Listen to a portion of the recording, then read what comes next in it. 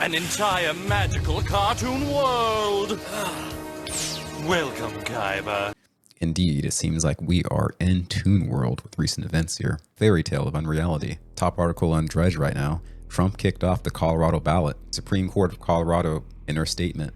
Insurrection disqualifies. Dear viewers, this video is being produced on the day I found out this information, so I can't say that my thoughts are fully formed with utmost pure confidence of what's going on.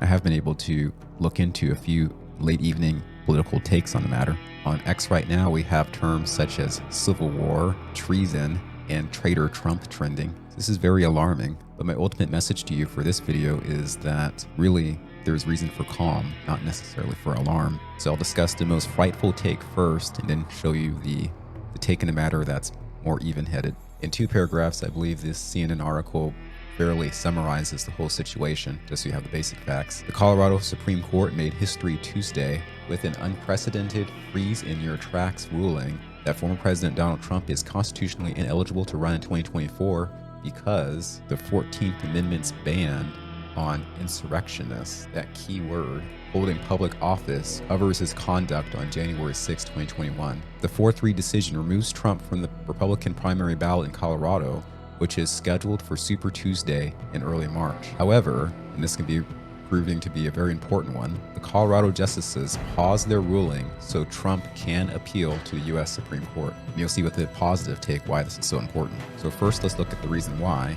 and this is referencing Tim Cass IRL. Here, Tim is interviewing an individual named Shane Cashman. So we'll hear Shane tell us the reason why this is happening. Court. They're just bleeding him out. They're making him expend resources that no other candidate's having to expend, and they're also beating it more into people's heads. Insurrection, 14th Amendment. And then those of us that are, in the news every day will say, no, but actually he's never been charged, he's never been convicted. But all people are going to hear who are swayable is they're going to hear, oh, insurrection. Man, he must have been guilty of an insurrection. But look. So yes, it's a play to the people who are normally informed but who are not news junkies. They'll hear a certain part of the narrative of what's going on, and that might help to persuade them to the state's side. It's also going to make a lot of the news junkie types and conservatives upset, and might cause some imbalanced individuals to pop off and do something rash that will then be used to tar all conservatives with bad reputation. Here, Tim Pool explicitly warns us not to overreact to the news. Instead, change the culture and meme them to defeat. I agree. They want you to overreact. Do not give it to them. Yeah, don't take the bait. It's okay, and here we're going to hear Tim's really dark take that the goal of the whole situation with the Colorado Supreme Court removing Trump from the ballot at this point in time, December 2023, is so that the Supreme Court would not have enough time to address the bad ruling, and that the Supreme Court would not have jurisdiction over the Democrat Party, considered to be a private company. So we'll hear his doomsday take here. So that I think it's the other way around. So that people on the left can be like, oh, it was stayed, calm down, perhaps the headline. The staying of it was completely irrelevant. It has nothing to do with the ruling. We're talking the stay of the ruling expires on the 4th of January. Yeah.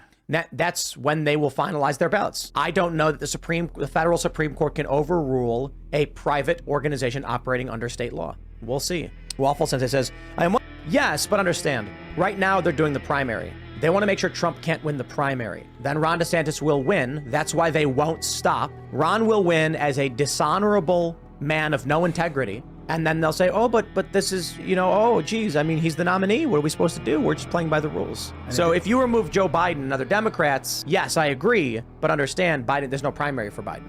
The Democrats are too smart for that. Like, they won't do a primary. They've all already rallied around Biden.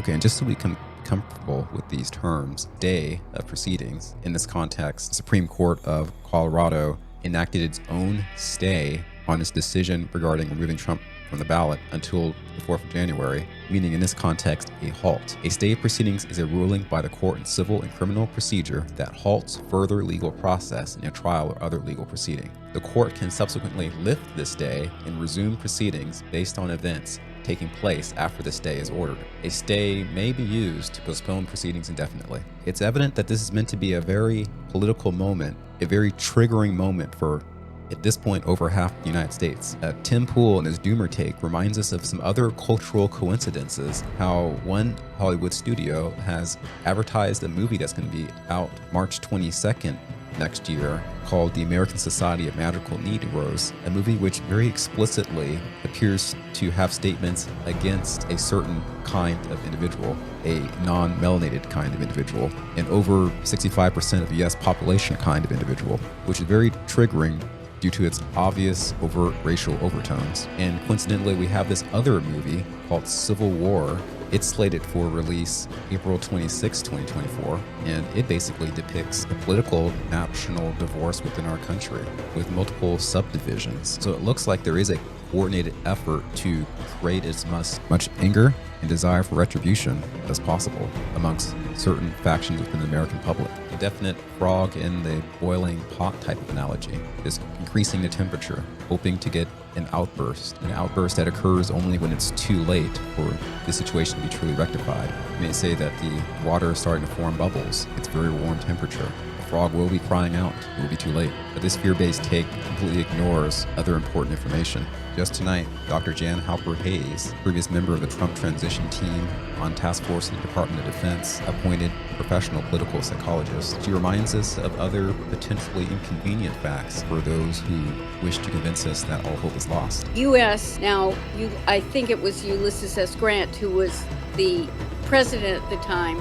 We could have used our 14th Amendment to deal with it, but the Crown did enough manipulation forcing us into the international court, which then took away our sovereignty and set the tone for every other country that has a dispute with another country that it must be dealt with in the international court. If we had used our Constitution, then all the moneyed people who had been buying our bonds, who had been forcing us into a fiat currency, which the U.S. said would be backed by gold, and they would pay people back with gold, which is how they drove us to the bankruptcy, forcing us into the arrangement with the Vatican being the bank, which is the Vatican City is a sovereign entity.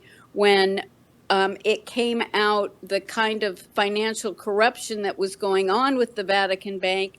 And I'll stop there. Essentially, she reminds us that there is also a U.S. corporate bankruptcy. It's a very complex topic. It supposedly occurred in 2020. It was carried out by Donald Trump. It is partly the reason why it seems like we've been living in Toon World, because one of the political sides is reacting very aggressively to some of these hidden maneuvers, and the dark cartoons have a vendetta to defeat Donald Trump at any cost required. Now, Viva Fry is a YouTuber and former Canadian attorney who often teams up with another famous social media attorney named James Barnes. He has a take which Barnes also agrees with. It's a rather optimistic look at the whole situation. I'll play it here. This is when I knew it was bullcrap. We are also cognizant that we travel in uncharted territory. No crap, crossing the Rubicon is uncharted territory. It didn't work out very well for Julius Caesar and others. I hope it's Julius Caesar. And that this case presents several issues of first impression. No shit, Sherlock. You know what those are? You are interfering with elections, Supreme Court of Colorado. Oh, it doesn't matter. It doesn't matter. I'll read it without commentary. But for our resolution of the elector's challenge under the election code, the secretary would be required to include President Trump's name on the 2024 presidential primary ballot. Read that again. But for our resolution of the elector's challenge, the person would be required to include Trump's name on the ballot. What happens here, though? This is page 8 to 9. Therefore, to maintain the status quo pending any review by the U.S. Supreme Court, yeah, here's things I would bet on. Death, taxes, and this decision being challenged to the Supreme Court, we stay our ruling until January 4, in brackets, the day before the Secretary's deadline to certify the content of the presidential primary ballot. What does that mean, people? We're going to issue a load of steaming horseshit of a decision, but we're going to stay our own decision until the day before, the day that the state person needs to know who's going to be on the ballot. But wait, There's more. Not only do we recognize that our decision, majority 4-3 split decision, is a steaming pile of judicial dog shit, they're going to stay their decision until January 4, 2024, the day before the Secretary's deadline to certify the content of the presidential ballot. If review is sought in the Supreme Court before the stay expires on January 4, 2024, then the stay shall remain in place until the Secretary will continue. Sorry, what the heck am I looking at here? If review is sought in the Supreme Court before the stay expires on January 4, 2024, then the stay shall remain in place, and the Secretary will continue to be required to include President Trump's name on the 2024 primary ballot until receipt of any order or mandate from the Supreme Court. Let me put my glasses back on because I don't like being naked. Okay, so just paraphrasing what he stated, the stay is currently in place until such time that Trump's team appeals to the U.S. Supreme Court, and the Supreme Court responds to the court with a command. When that occurs, the stay will then be continued indefinitely until the Supreme Court indicates otherwise. So essentially, this is a tactic to force the United States Supreme Court to take a position, either defending Trump or saying that the whole issue with the Colorado court decision is a states' rights issue and they clean their hands. If the Supreme Court takes the later tack, then effectively Trump loses the primary listing in the ballot for the primary elections. The key disputed legal facts of the case are that Donald Trump, in telling patriots on J6 to make their voices peacefully and patriotically heard, did not actually incite a takeover of the government. If he were to do so, he would have committed a treasonous act, which is potentially worthy of the death sentence. He walked into an impeachment trial just as he was leaving office, and that trial did not conclude that he incited such act. So the facts of the case do not support this notion. It's more of a political feeling that certain people have. Thus, it's felt highly probable that the Supreme Court will respond prior to the deadline, enforcing a continued stay. Thus, it would seem that the whole charade is simply to anger people and to create talking points in the media to further harm Trump in a gambit that many Trump lovers as well as moderates will conclude is true election interference and possibly also treasonous. Analyzing this from the most neutral perspective I can muster, I can imagine this as an attempt by the party or by the state to create an opportunity for the Supreme Court to fumble the ball, which would then supposedly make Ron DeSantis the likely choice. It's important to briefly look at the impacts a loss of Colorado would mean to Trump in his path to become president. So it should be noted that with the states of our country, including the territories, there are a certain number of delegates that are able to choose the presidential candidate of their choice. That process of delegate to candidate allocation starts in January and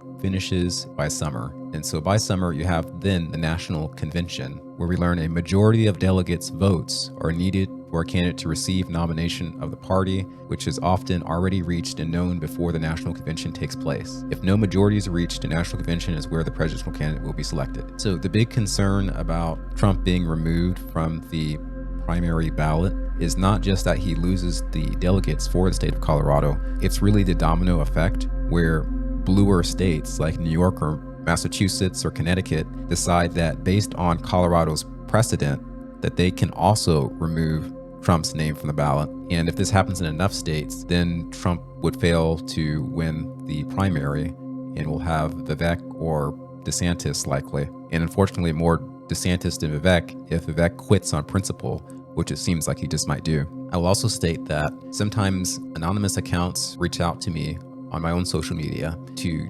prognosticate the future for me. And one such anon claims that Trump will not win in 2024 and that his time is actually 2028. So I do have that prediction earmarked. And unfortunately, it is from an individual who does seem to have some credibility with predictions. But with the way life works, you have to deal with the situation in front of you in the present, keeping track of past facts, but not applying too much weight to them. Viva Fry and Barnes, two well-educated attorneys, have confidence that what we're seeing is merely a political play to cause frustration. I give them the esteem they deserve, and so agree it's also important to inform fellow Americans that despite how things appear, things can get worse, but it's not wise to overreact, overplay your hand, because the enemy is watching for these type of mistakes. And I'll play you out with a continuation of this clip. Thanks for watching. Patriots, peace. State court.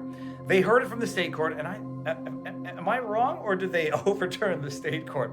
I think they overturned the state court. Doesn't matter. The Supreme Court has issued this split decision, and they say, yes, Trump engaged in inciting the insurrection. Oh, I'm sorry, no, I was quoting Chuck Schumer. He engaged in insurrection and is therefore disqualified under the 14th Amendment, third article of the United States Constitution. They are so worried about election interference, interruption of democracy, that they've got to interfere with elections and mess with democracy. I was going to say F with democracy, but it's a child-friendly program. What did they just say? Oh yeah, we're declaring Trump ineligible to be on the ballot, but we're staying our own decision until January 4. That's the day before the state court decides, or the state ballot decides who goes on the ballot. And unless Trump petitions the Supreme Court, well, then who knows what happens. But if he petitions the Supreme Court, then our stay will remain in effect until any other further order from the Supreme Court of the United States of America. What do you think's going to happen, people?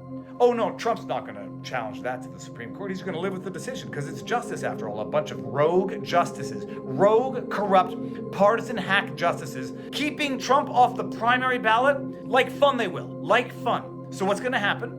They're going to stay the decision until, hold on, let me just get the date again. I got to take my glasses off. They stay it until January 4, the day before the secretary's deadline to certify the content of the presidential primary ballot.